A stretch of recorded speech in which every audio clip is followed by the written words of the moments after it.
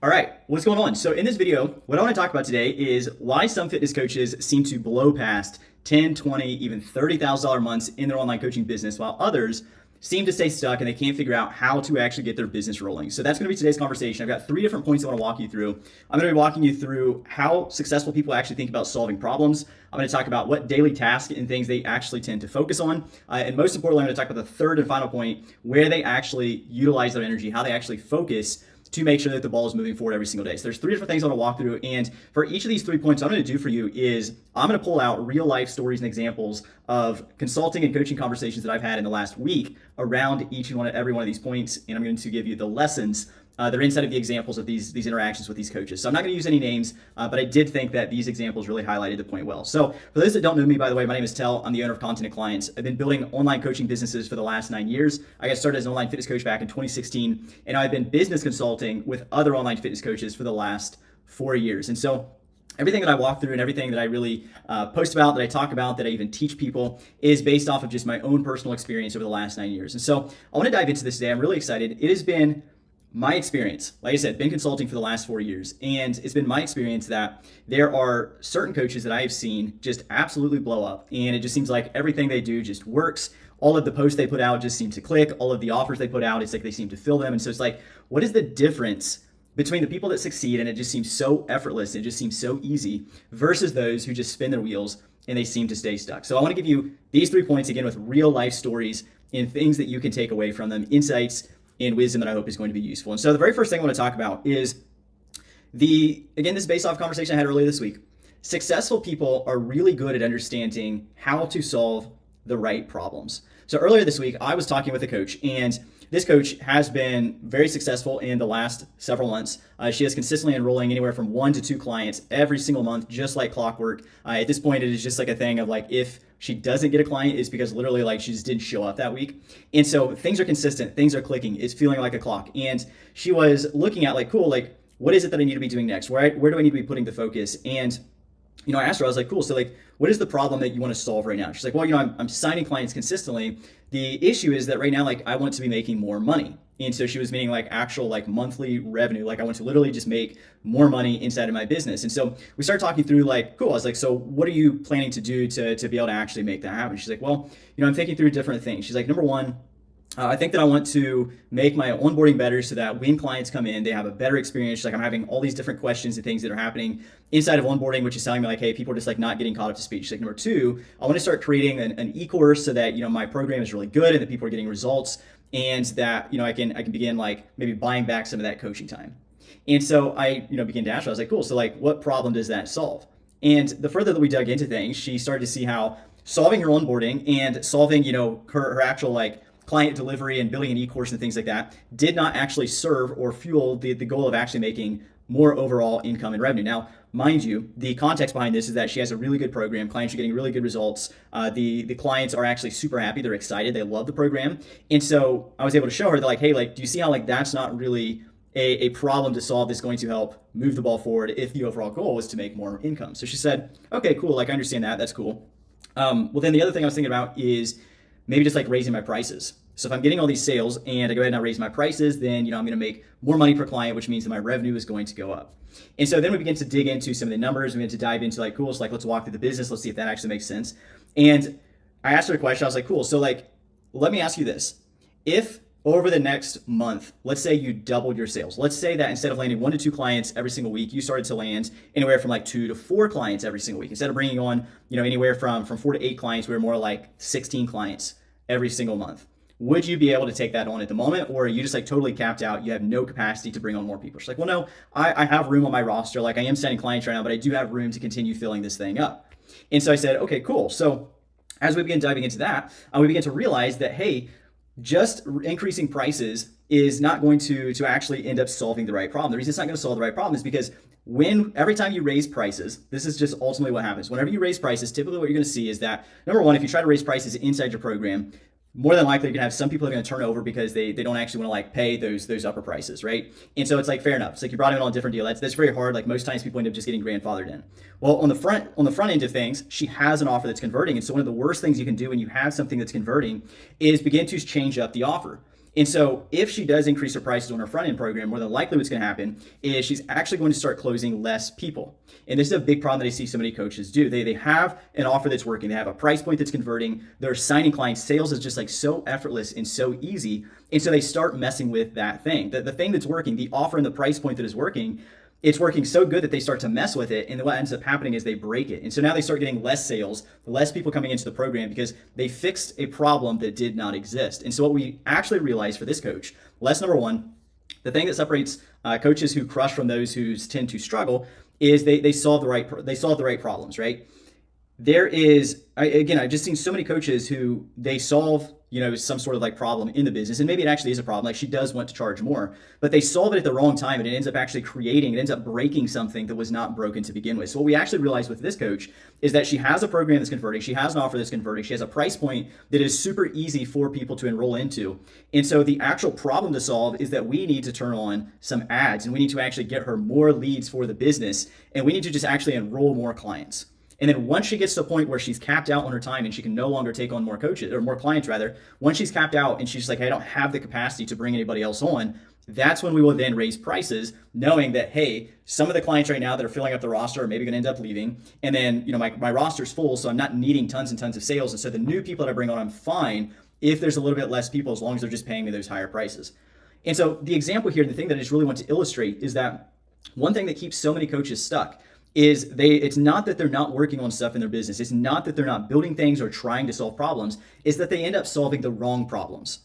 They solve things inside their business that actually are not the bottleneck. That's not the thing that is actually holding them back. And so they spend all this time, energy, and effort working on something that's technically not broken, or maybe it's not quite at the level that it could or should be, but it's not the actual thing that's holding them back. And so what ends up happening is there's a problem, but the problem gets ignored because they end up focusing over here. And then a lot of times this new thing they're focusing on ends up breaking, or because we're messing with it, it creates a new problem. And now instead of just having one problem that we could have fixed, now we have 2, 3, 4, we have a multitude of other problems inside of the business. So number one, the thing that separates coaches who succeed and seem to succeed just like super fast versus those that stay stuck is they know how to actually work through like figuring out what is actually worth working on and what is worth just like, hey, ignoring it for now, understanding that it's not the thing that's holding me back, and making sure that time, energy, and effort is going in the right place. So number one, you have to solve the right problems. Number two, again, this comes from client conversations that I've been having this week. Successful coaches, they know how to execute the right task. All right. So the first one is talking about like a lot of thought work and understanding like strategically, what are we actually going to work on? What are we going to choose to put in the to-do list, and as far as like the actual like project management task, like what are we actually going to work and optimize in the business? Number two, when it comes down to daily execution, coaches who win, they know what to execute on. They know what daily actions actually move the needle forward. So just yesterday I was on a coaching call and I was talking to a coach who is wanting to enroll more clients into his program this month. So the thing he's looking for is, how do I actually just increase the volume of sales specifically over the next 30 days that I make? And so I was asking, I was like, cool, well, what are your thoughts? What are you thinking is going to be the needle mover? What do you believe is the lever that you're going to focus on to get more sales? And the response he gave me was, well, what I'm thinking about doing is writing a new ebook so that I have now a training for my program, as well as then I can turn around and I can turn this thing into an actual lead magnet. So he was going to create something new that he could then promote to get more clients this month. As I began to talk to him, I was like, cool, maybe not the worst idea in the world. Walk me through like what you've actually done over this past last 2 weeks. And so actually within the last 2 weeks, he had actually written a brand new playbook and had released it. So he just released a brand new playbook. Now he's talking about turning around and creating another brand new playbook. And so I asked him about the playbook that he'd already created. And I was like, cool, so like walk me through that. Well, I put this thing out and I got some leads from it. And so now I just like need to create a new one so I can get some more leads, so I can get some more conversations, and I can get some more clients. Kind of makes sense on the surface, right? But as I began to probe into it, I began to ask him specifics around this last playbook and this last launch. What he did, what I came to realize is that he actually only promoted the old like I say old playbook, but the playbook he created in the last 2 weeks, he only wrote one single post to actually promote that thing. And so one single post, it got some comments, it got some hand raises, he DM'd those people, and now he felt like he was out of leads. And I said, oh, wait a minute, dude.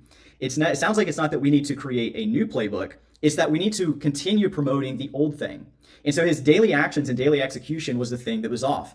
He needed to just go out and continue to promote the old playbook. He needed to promote it more than once. He needed to actually hit the DMs in his pipeline and figure out, hey, cool. So this playbook specifically, it was about, he's like a competitor in strongman. And so it was about like actual like competition day. It was like a guide factor competition day, like how to fuel your nutrition and stuff to get the most out of like your strongman competitions. And so the solution and the answer that we came up for him, or that I suggested to him, was, hey, why don't we actually think through the past 6 months? Who are all the competitors that you've actually talked to that you know this could be a good fit, that we could actually reach out in the DMs and let them know directly, hey, I actually just created this playbook on how to, crush your next competition. Is that something to be useful, or would that be helpful if I sent that thing over? Then the second thing I said is, hey, why don't you actually turn around, and instead of just posting about it once, why don't we actually post about this thing for like a week straight? Why don't we post about it like 2 or 3 times on the timeline? Why don't we post about it 2 or 3 times in your stories? Why don't we then again go hit the DMs and hit up all of the strongmen that you know and let them know about this thing? And why don't we actually just use the old thing that we have and just use it to its fullest extent, rather than going out and spending our day creating a bunch of new stuff? Why don't we actually make sure that we've gotten the most use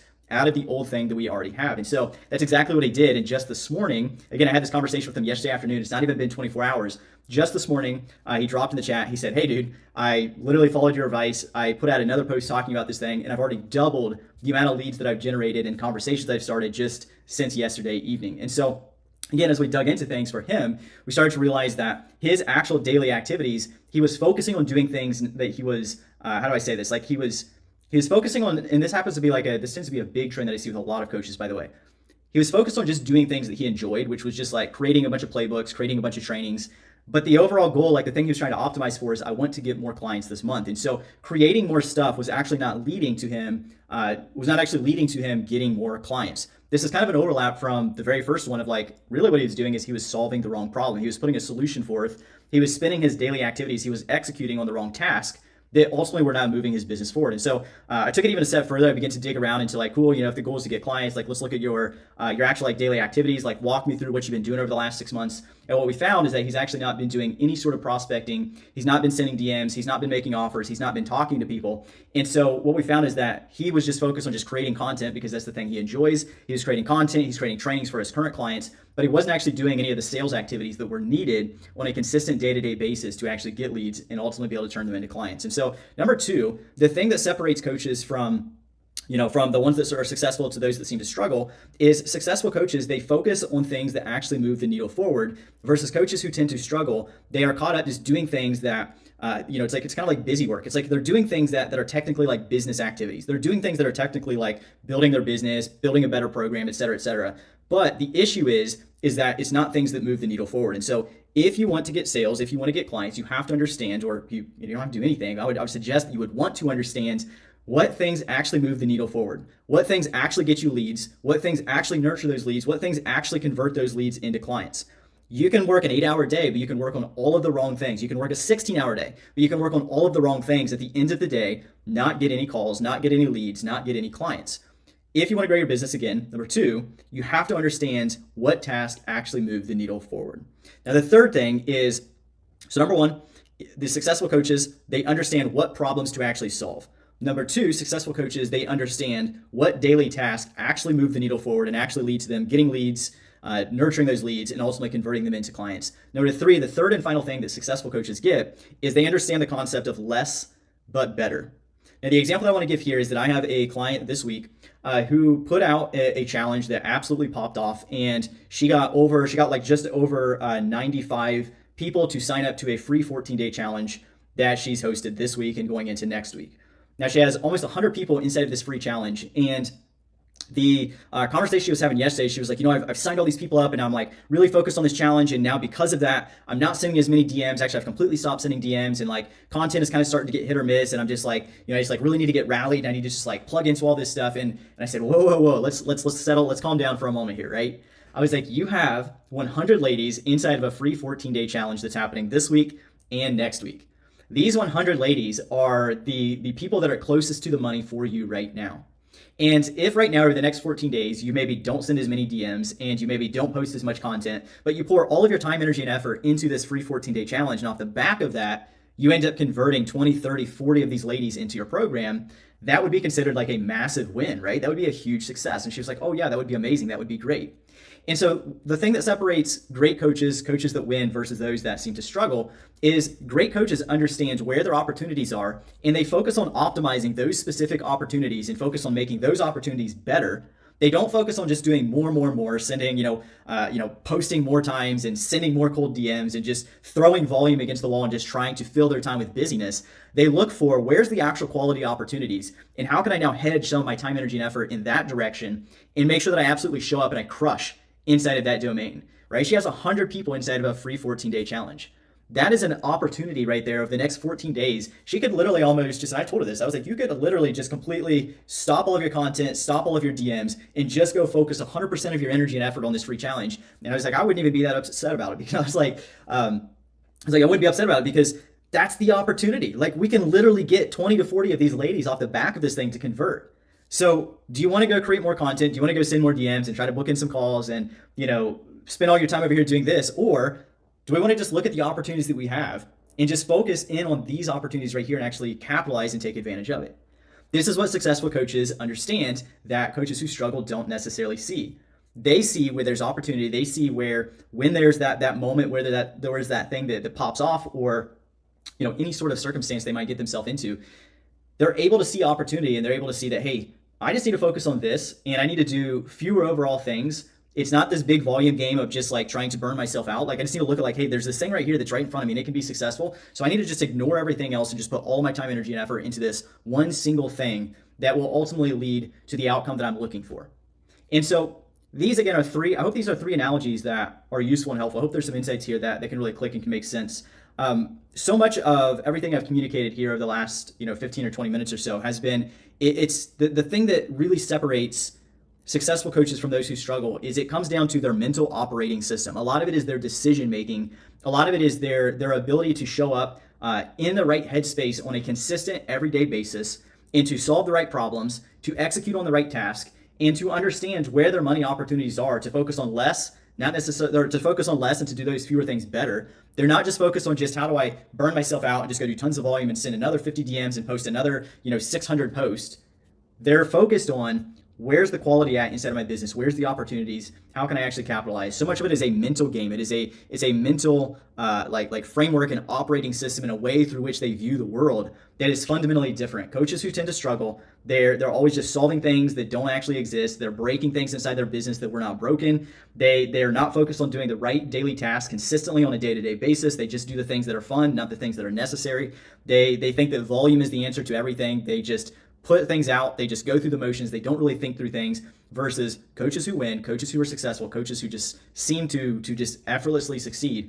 These are the types of conversations they're having. These are the types of ways that they are viewing their business and they're viewing their world. So again, hopefully this was helpful. Hopefully this gives you some good ideas and some frameworks, some just conversations that I've had this week that I thought I would share, the lessons and the insights that I found inside of this week in the coaching conversations I had. So with that being said, see you in the next one. Peace.